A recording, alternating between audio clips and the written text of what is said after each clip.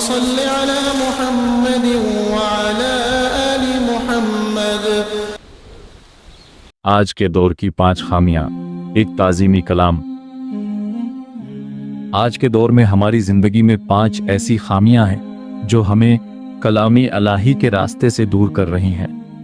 ایک پہلی خامی، بھائیو، ہماری سب سے بڑی مشکل یہ ہے کہ ہم علم تو بہت حاصل کر لیتے ہیں مگر عمل میں اس قدر سستی برتتے ہیں کہ جب ہم کسی سے بات کرتے ہیں تو وہ کہتے ہیں جی میں تو جانتا ہوں، اللہ تعالیٰ تو یہ دیکھتے ہیں کہ ہم علم کو کتنا مانتے ہیں۔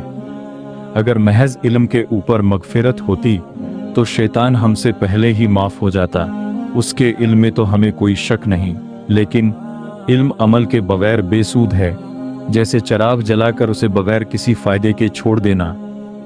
دوسری خامی، بھائیو، ہم اللہ تعالیٰ کی نعمتیں تو مانتے ہیں اور استعمال بھی کرتے ہیں مگر ان نعمتوں کا شکر ادا نہیں کرتے۔ اللہ تعالیٰ ہم پر گنت نعمتیں نچھاور کرتے ہیں، اگر آپ اللہ کی نعمتوں کو گننا چاہیں تو آپ شمار بھی نہیں کر سکتے، کتنی بے شمار ہیں، مگر ہم اللہ کا شکر ادا نہیں کرتے۔ کوئی شربت پلا دے تو اس کا شکریہ ادا کرتے ہیں، لیکن جو پروردگار ہمارے دسترخوان پر اتنی نعمتیں سجاتا ہے، پیٹ بھر کر اٹھنے کے بعد کھانے کی دعا تک یاد نہیں رہتی۔ ایک بزرگ فرماتے تھے، اے دوست، تیرے دانت تو گھس گئے مگر اس کا شکر ادا کرتے ہوئے تیری زبان تو ہی تھی۔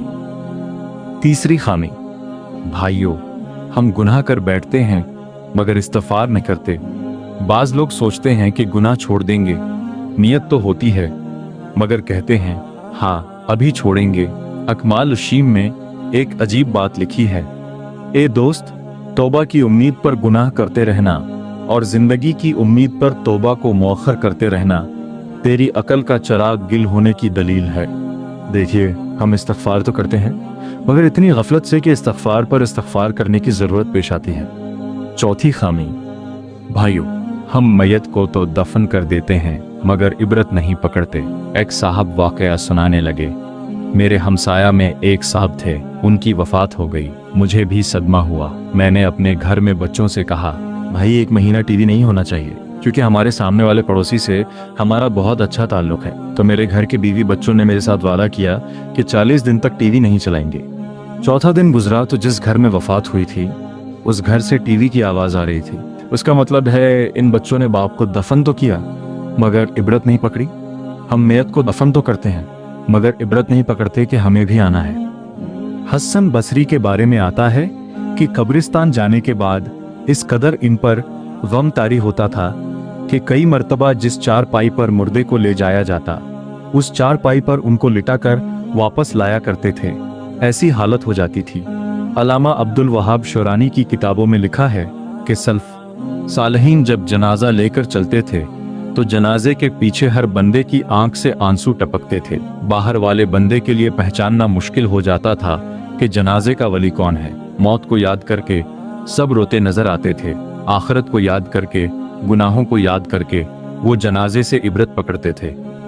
پانچویں خامی، بھائیو، آج کے دور میں دوست و احباب فقرہ کی نصیحت تو سنتے ہیں مگر اس کی پیروی نہیں کرتے، بس سننے تک ہی کام رکھتے ہیں، پھر آپس میں تقابل کرتے ہیں، یہ فلاں کا بیان ایسا ہوتا ہے اور فلاں کا ایسا ہوتا ہے۔ ارے خدا کے بندے، بجائے اس کے کہ ہم اس میں پڑھیں، ہم یہ کیوں نہیں سوچتے جو ہمیں بتایا گیا ہے اس میں ہمارے عمل کا کیا پیغام ہے؟ اے اللہ کے بندے، آئیے ہم ان 5 خامین سے توبہ کریں، علم کو عمل میں بدلیں، نعمتوں کا شکر ادا کریں، گناہوں سے استغفار کریں، موت سے عبرت پکڑیں اور نصیحتوں پر عمل کریں۔